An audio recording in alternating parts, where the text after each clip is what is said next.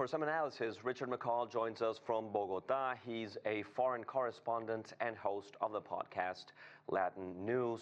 Richard, it's great speaking with you, and I want to discuss, as the dust settles in Latin America after this raid, how are leaders reacting, longer term, after the fact? What are you seeing? Well, thank you very much for having me. It's a very interesting situation. Of course, we have long memories. People have long memories in this part of the world, of course, of intervention in governments and different parts of the Americas. Let's look at Guatemala, 1954, 1989, and of course, Panama, and everybody likening this event in Venezuela to previous events. Of course, they're not similar, only in that it's the US involved. But of course, there is this long memory of US intervention and things perhaps not working out the way that people want them to. So governments around the region they're looking and they're watching attentively to see what the next move in this uncertain situation is by the Trump government. At the same time, there's a difference in scale compared to anything else, right? Because Venezuela is one of the big economies, big countries in Latin America. And despite the crisis, it's still a very relevant actor regionally compared to Central American countries. So I'd like to get a sense of how the difference in scale and the difference in relevance are impacting public opinion, voters, and maybe economies there.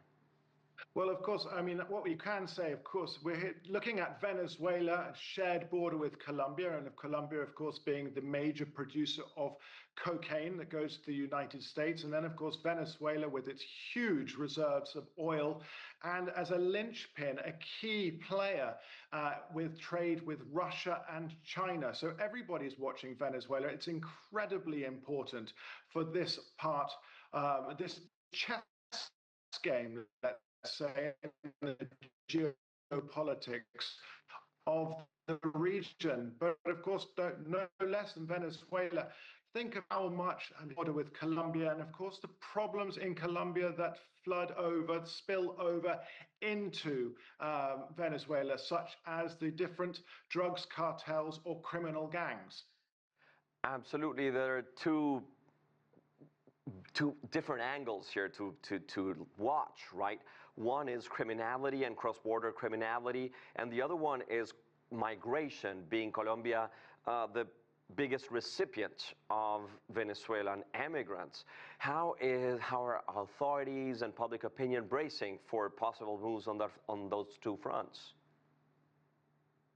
Well, the Colombian government itself already, early yesterday morning had put into place a decree with the Ministry of Health to put medical practitioners along the border to ensure if there was a mass flood of migration. Of course, Colombia has received the largest amount of Venezuelan migrants. Out of the 8 million that have left Venezuela in the past few years, 2 or 3 million of those still reside in Colombia. And with Venezuela's collapsed medical system, we've had real outbreaks and issues of measles and other things. So the Colombian Ministry of Health set up some, I guess you could say, mobile units along the border, along the crossing centers. But at the moment, we are not seeing a mass migration taking place. But again, everything is uncertain at this moment in time. I know that the military has been moved to the border crossings to see, to control things. But at the moment, things are very quiet at this end. Richard McColl, thank you for your time and insights. Great speaking with you.